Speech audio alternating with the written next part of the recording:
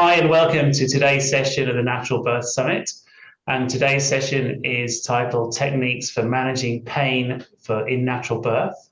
And we are great to have on our session today, Suzzie Vehrs. Hi, Suzzie. Hello, And thanks for having hi.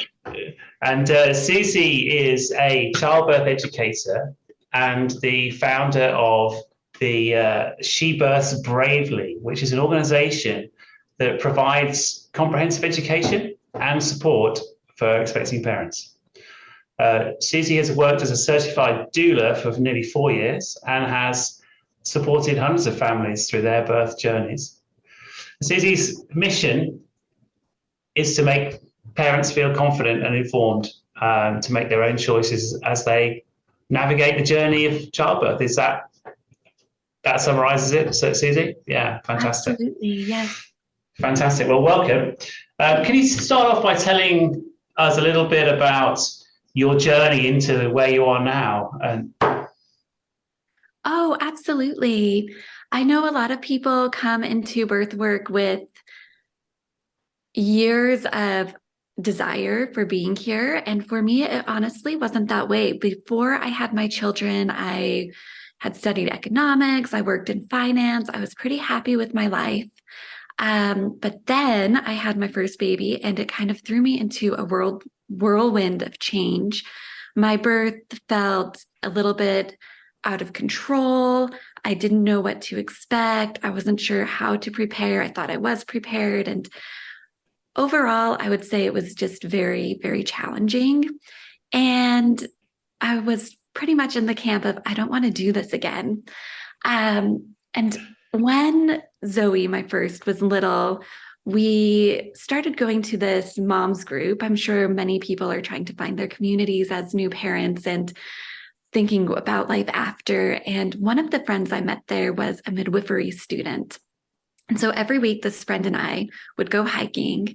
We'd have our little tiny babies with us. And when she would tell me about her stories, I kept thinking, but my story wasn't like that. And I kept seeing all these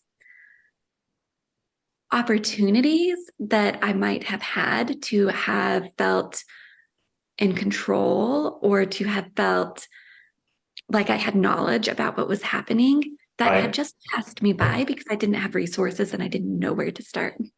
Right. So when So you did. yeah, go ahead. So you did then decide to have a second child. I did, yes. And my second baby, Hazel, was born in the water. She was 10 pounds. She was huge. And I did a natural birth after I had a C-section with my first. So it was a experience that was positive from so emotionally, physically, spiritually, just any way you could look back at an experience and be like, yes, that's what I want to experience. If I didn't have to think about parenting a child again, I would absolutely go through that birth experience. It was such a beautiful time of bonding and growth for me personally. So after that, Fantastic. I kind of hopped into my doula certification and made my way here. Okay, fantastic, fantastic.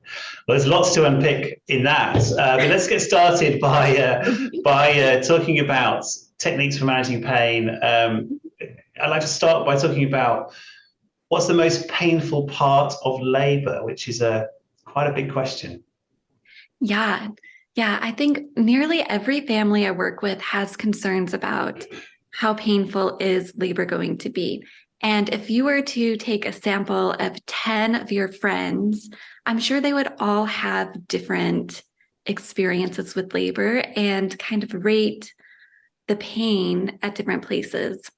And that's because labor is physical work, but it's also hormonal. And so I think that if we understand a little bit more about how our body works and where the pain is coming from, then we can create from that tools that we know will work because it's just a system that we're our body is a system and it's a process we're going through. Right. Okay. So So, I think, oh, go ahead. no, sorry.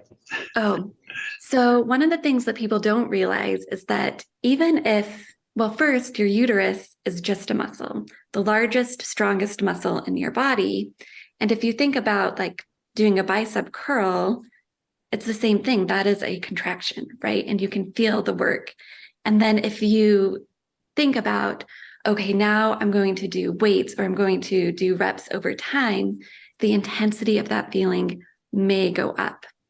But the other thing that we have all experienced as people who were forced to go to gym class at some point, and some of you may be athletes, and some of you may have more concrete experience with this, but oftentimes when our physical work goes up, the hormonal systems in our body compensate. And the same is true for labor and birth. Oxytocin is the number one hormone that kind of pushes your labor forwards. It's also the hormone of love and bonding. So, given that you have this free flow of hormones, it's natural to feel loved, supported, happy as you labor. You also have endorphins that are increasing at astronomical high rates that you will never experience at other times in your life, which, if you look at this hormonal cocktail that you have during labor, it's actually 18 to 33% more powerful than morphine. But the thing that gets in the way of that is our fear. Because when we have fear, we're introducing adrenaline and other hormones that make it so that we can't process the good hormones that are helping us cope with pain. So truly, the only time that labor feels unmanageable for most people is when you have fear or tension, or fear leading to tension, which is leading to more pain. And so the way that you cope with the pain is that you break that fear, tension, pain cycle with things that help that natural hormonal system come back into balance. Okay. That's very interesting. And then so you've got fear and stress competing really with the good hormones, the oxytocin and the endorphins. And tell us more about how you if you feel you're going down that route of stress and fear, how can you break out of that while you're in labor? Yeah. So a few things that are absolutely essential to keeping your sense of fear checked is one, making sure you're in an environment that feels extraordinarily safe. That means establishing good relationships with your care providers, being somewhere you feel safe. This is why home births can sometimes be so powerful, especially if you bring your wife in, because you have that environment that you are comfortable in. Also, some people do feel safer in a hospital, but you have to really think, where am I going to be relaxed and myself? Music, lighting, dim lighting. That's why all these little things make a difference to the actual pain level that a person experiences during labor. Okay. Beyond that, your breath is incredibly important. If you think about clearing the adrenaline from your body being one of your primary responsibilities when it comes to coping with pain, it's good to know that if you're holding your breath, you cannot clear the adrenaline. But physiologically speaking, when you exhale, your body is clearing adrenaline.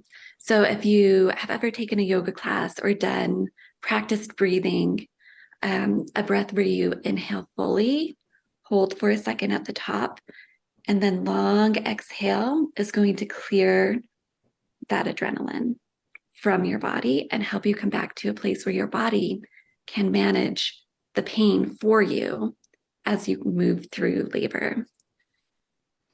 Okay. And is the rise in stress levels and fear levels, is that related to trust both in yourself but also in your supporters and people around you? Yeah, absolutely. I mean, I think there are so many factors that go into whether we feel safe or not, Mm, including our histories, right? So if right. you think about the process of birth itself, it can be overwhelming, where I know a lot of people wonder right from the very beginning, is this normal? Is this not normal? There you have an opportunity for fear to come in if you keep thinking, what's going wrong? What's going wrong? What's going wrong? So Right. it's really important to speak up and have people that you trust that can tell you, yes, this is normal, you're okay. And that you've come to a place where you can think and look within yourself and say, yes, I can do this work. I was meant to do this work, and I trust my body to do this work. And you're talking about when you're saying using the word work there. Now, relate work to pain, and what is the way that helps to visualize the differences, or those two words, how they interact, and how women can use that.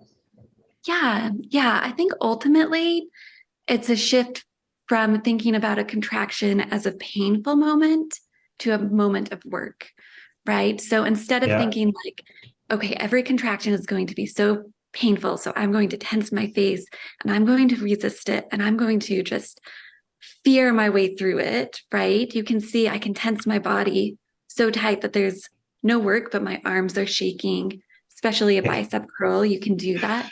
That's how people go into contractions a lot of times. If you're not consciously trying to relax and accept that your body's just doing the work. Your uterus is no different than your bicep contracting. It's a muscle, it's squeezing, it's okay.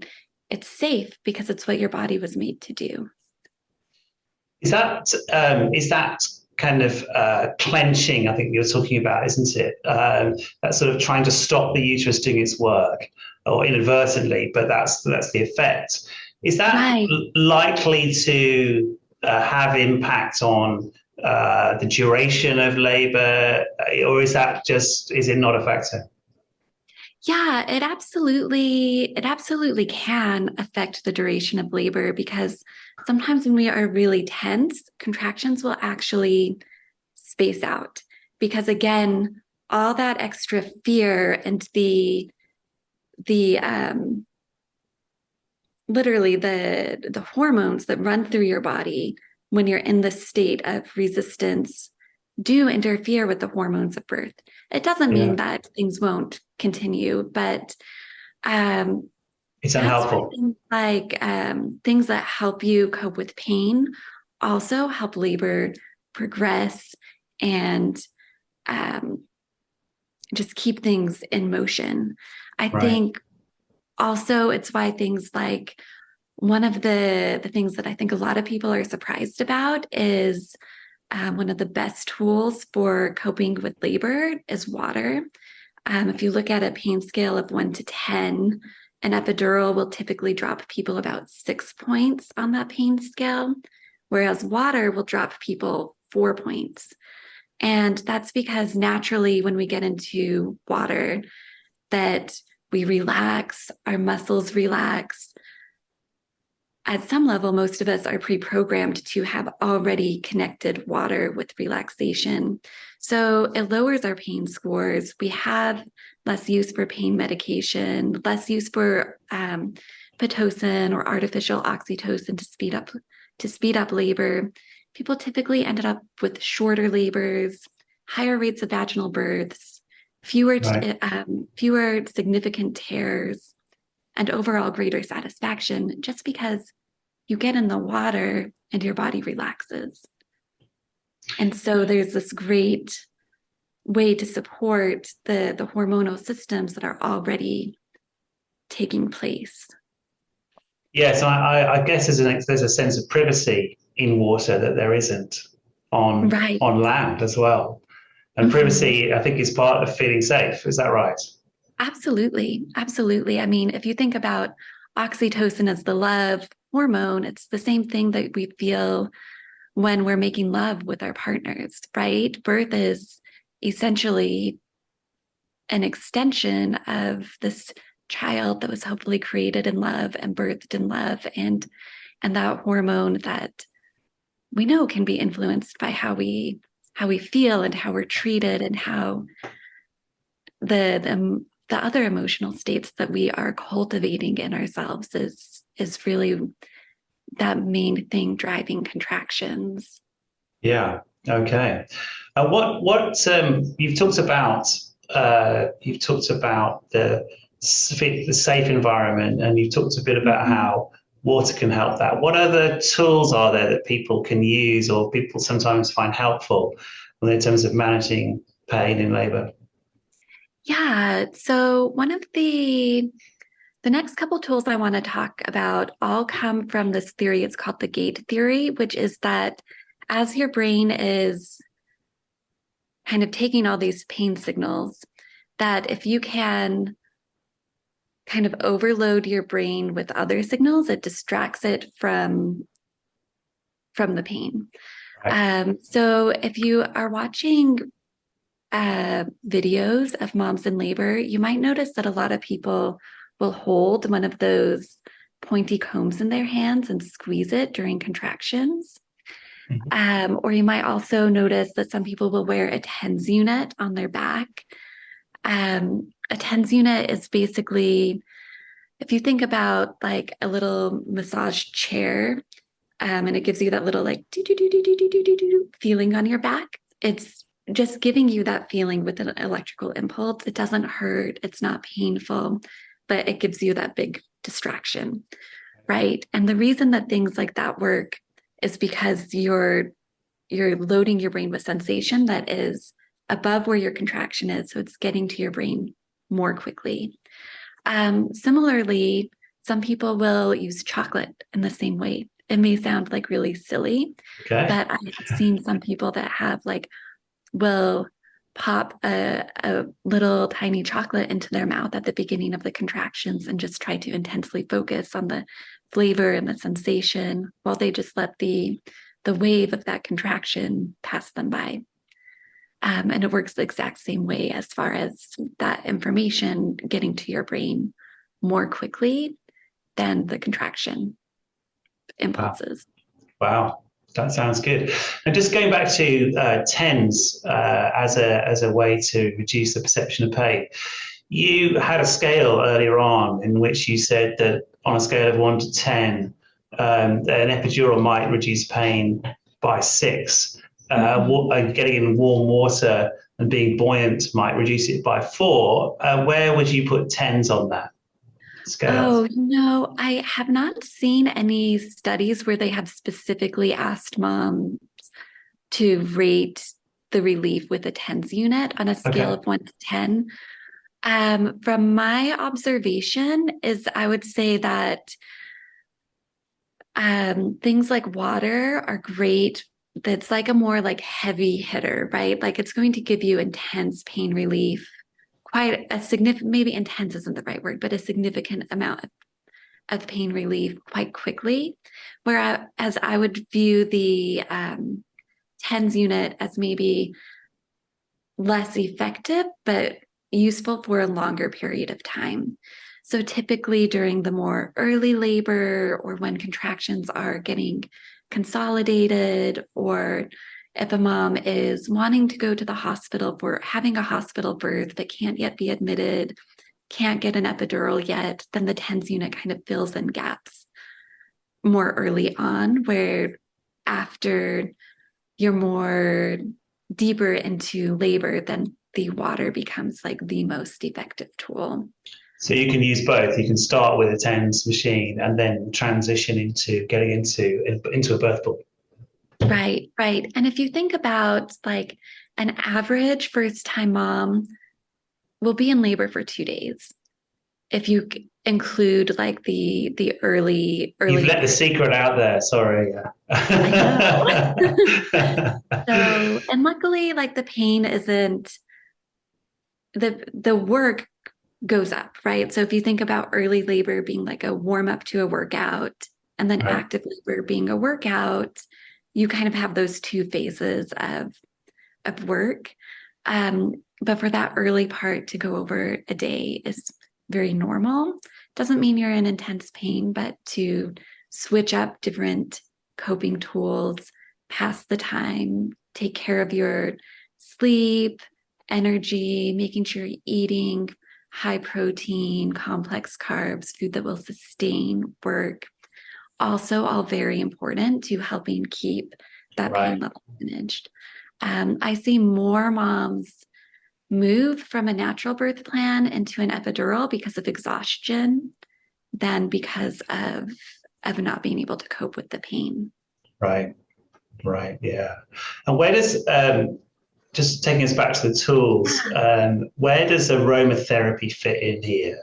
Where does how should we think about that? Yeah, aromatherapy is another one that has actually been studied quite a bit. There's been more than 5 studies that have looked at anxiety and essential oils and during labor. And these are all anxiety and pain are highly correlated. So most of the studies show that the way essential oils work is they do help us more with the emotional anxiety aspect. The number one oil being used in these studies being bergamot, lavender, clary sage also being very popular. Sometimes people will diffuse these in a room. And my favorite way to use them is to have, it's very normal, especially in the later stages of labor, for moms to get very, very hot. And so it can feel really good to be in a warm, soothing, relaxing pool, and then to have a little bowl of ice water that you are dipping a rag into to put on your forehead or your neck. And usually in that water, I will put a drop of bergamot. And the studies that we do have the pain scores from this have said that when moms are in transition and they're in those more intense parts of labor where the pain scales can get up to 8, 9, 10. Again, this is just a very short part of labor where your pain is that high, but it typically does get there for a short time. That the pain numbers reported dropped from 9.4 to 6.7 when essential oils were used in that more intense period of labor. Which is very significant. Where you're pushing. Yeah. I mean, that's pretty significant from almost unmanageable to 6.7, you're still working pretty hard, but you're not suffering by any means. Right. Okay, and what about movement in general? You talked about getting into water, which aids movement, but what about movement as a general thing? Yeah. I think one thing that I observe with a lot of the moms that I work with is that the only place to really get rest during labor is in the water. And other than that, I don't see a lot of people very comfortable when they're laying down. A lot of times if we just get up out of the bed and we either walk or do hip circles or bounce on a ball, those things relieve pain quite a bit. And they also, again, are going to be things that are going to help the progress of labor. So you're kind of getting 2 great outcomes with one choice when you choose to move. Right. Okay. Fantastic. Can we go on to talk about what women can do if they start to feel out of control? I think you touched on this earlier, but let's go into that in a bit of depth. How can they get back to a place where things are being more manageable? Mm-hmm. Yeah. So there's this incredible thing that happens during the process of labor, which is we are in this process of overcoming our doubts and fear. And so labor will kind of transform and change over the course of giving birth, where it's very normal to feel like, okay, things were hard. And then I started walking and now they feel manageable. And then an hour and a half later, things shift again. And you're like, okay, I need something new that's not working. And so we're going through these cycles of having these feelings of I feel really confident. I'm doing it. It's getting easier. Oh, wait, it's changed. It's hard. Can I do Right. this? I don't know. Oh, wait, now this is working. I'm seeing myself get better at that. I'm feeling more confident. And yes, I can do it. So we're going through these cycles of just overcoming our doubts and our Right. fears. And so one of the things that is always good to keep in mind is that change makes change, and it's okay to rotate through things. So you might love your partner doing strong hip squeezes for a while, and then you might want to be in the water, and then you might want the TENS unit, and then you might want to get out and go for a Right. walk again. And it's okay to change things up regularly and often, and coming back again to your breath being the number one thing that you can control. And then Right. second, after you breathe and you find your center, just picking a new strategy or returning to something that worked for you before. Okay. Fantastic. Fantastic. And then the can you just expand a bit on the question of intensity of labor and how that changes during the process of labor? I think because I think one of the things you're touching on in what you just talked about is about noticing change in labor, Right. and so if you could expand on the stages and the intensity and how that evolves, that would be great.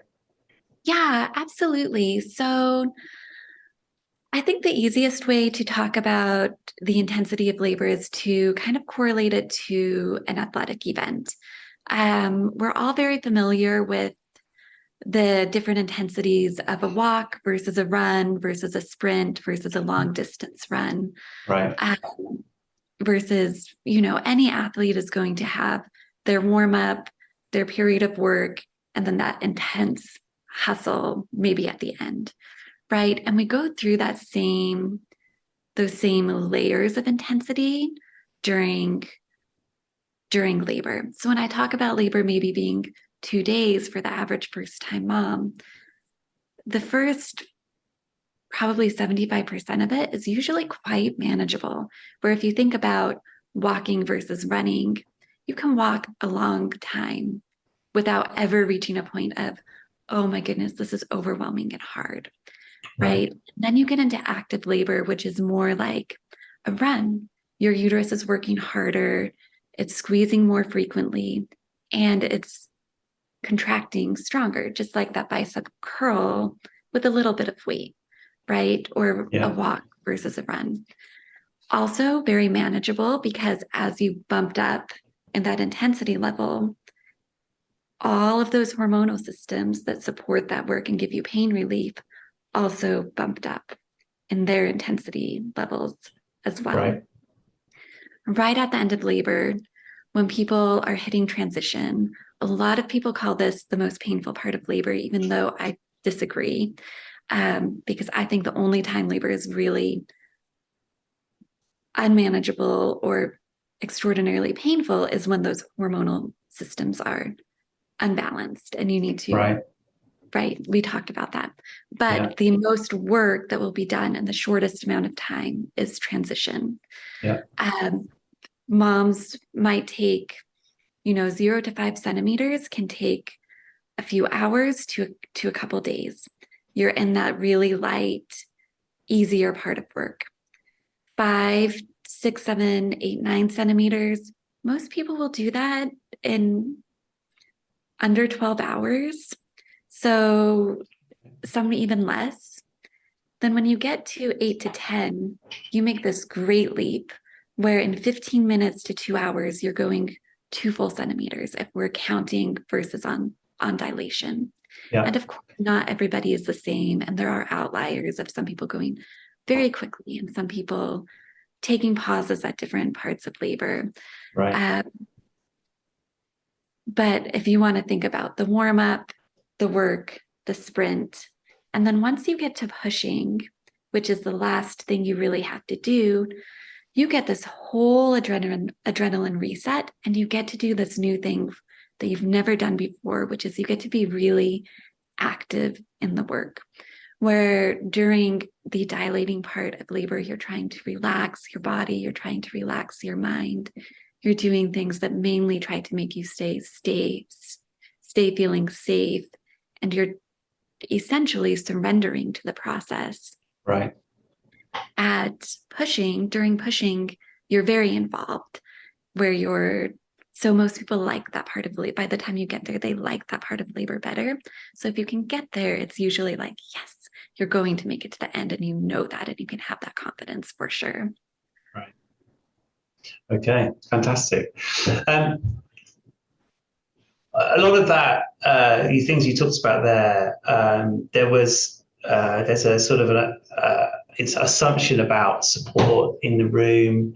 I wonder if you could talk about how birth partner can help, and how they should think about what they can do and when. Yeah, birth partners are incredibly important. They are also on their own journey, and it is a really big deal to watch the person that you love doing this intensity of work. Yeah. Partners also know you most likely better than anybody else, and they can see the nuances of what you need. Things that partners can do really, really well is massage. Very simple things like scratching a mom's back. A lot of moms like pressure on their hips. If you do like a little squeeze and you kind of lift up and in on the hips, or just a light pressure directly on the sacrum. Massage is so useful. Dads or partners can help with movement as well by slow dancing, by holding a hand. They can, if a mom's in the tub, they can be the one to refresh that cool water, that cool cloth that's going over her forehead. I think ultimately the thing that partners bring on top of anything else is presence and safety. And they're a place where we can let out our emotions, whether we need to be loud and complain, or we need to cry, or we need somebody to walk us through a breathing pattern, right? Like if we're overwhelmed, we might forget that we need to breathe. And a partner can say, hold on, let me help you. Look me in the eye and follow me. And they can just breathe in and breathe out and breathe in and breathe out, so that you can restabilize and get that oxygen that supports yourself and your baby. And then you can move on to find the next tool that can help you. Okay, that's fantastic. When a woman is in labor, how does she communicate what she needs? Because there are, as you said, in the talking about the phases of labor, there are times when she's very withdrawn and very kind of internally focused. So what are the ways that women can think about communication in that time? Yeah, I think that's a very good question, because we do go very internal during labor. Sometimes so much where people are almost completely, if they're fully relaxed and loose and limp, talking will pull them out of that and distract them from being totally gone, which is totally disconnected, which is ultimately a very positive thing for labor when you're totally surrendered to the process. I think if you need something, speak up and ask, because everybody around you wants to support you. Even small things like saying hands higher, hands lower, you can communicate a lot in very few words. I think also if we're thinking about support people in the room, such as a doula or a birth partner, that you're communicating a lot through your body language, where if your face is tight and tense, it would be a very natural thing to maybe like massage, for someone to reach over and just massage your forehead. And if you're holding all the tension in your shoulders, it's very easy for someone to see that and to rub your shoulders. And if you're having a hard time breathing, it's easy to say, look at me and follow me through this breath. So I think that like 90% of your communication is going to be nonverbal. Right. And the great thing about labor is that you can't really hide what you're feeling, right? Like Right. you're so engulfed in this work that if you're really tense and you need to squeeze, someone can give you that comb so you can squeeze in a productive way. And you can put that tension here instead of through your whole body. Right. And it's very easy to see what someone physically needs because it's written all throughout your body language. Yeah. Okay. Fantastic. That's great. What else would you like to say about in terms of the partner and how, for example, if the partner is the other parent, then the father, then about that challenge for them of going through, seeing their loved one going through this process and the challenges that creates. How can mothers help partners get ready for that if they're the father to because engagement in that process is really powerful, isn't it? Right. And it helps to prepare for the great start for the newly enlarged family. So what would you say about to mothers about engaging with their partner to give them the confidence to be that person? Yeah. So I think there needs to be a little bit of honesty there.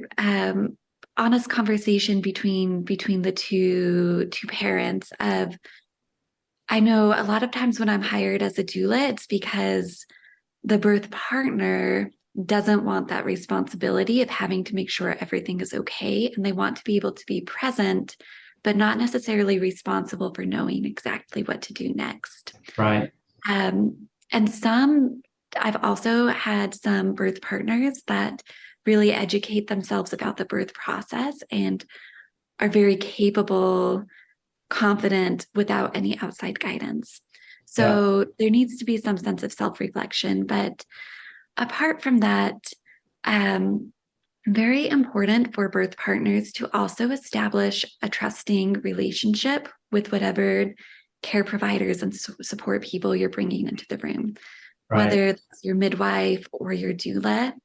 I know that, again, a lot of communication in birth is nonverbal. So I will frequently be with a mom who's having a big contraction, and I'll see a dad look over at me with the big creased forehead and puppy eyes thinking like, what do I do? You can see like the helplessness in their face. Like, I want to take this away. I'd rather this be me. And sometimes I just smile and go like thumbs up, and without even words say, or very quietly whisper, she's okay.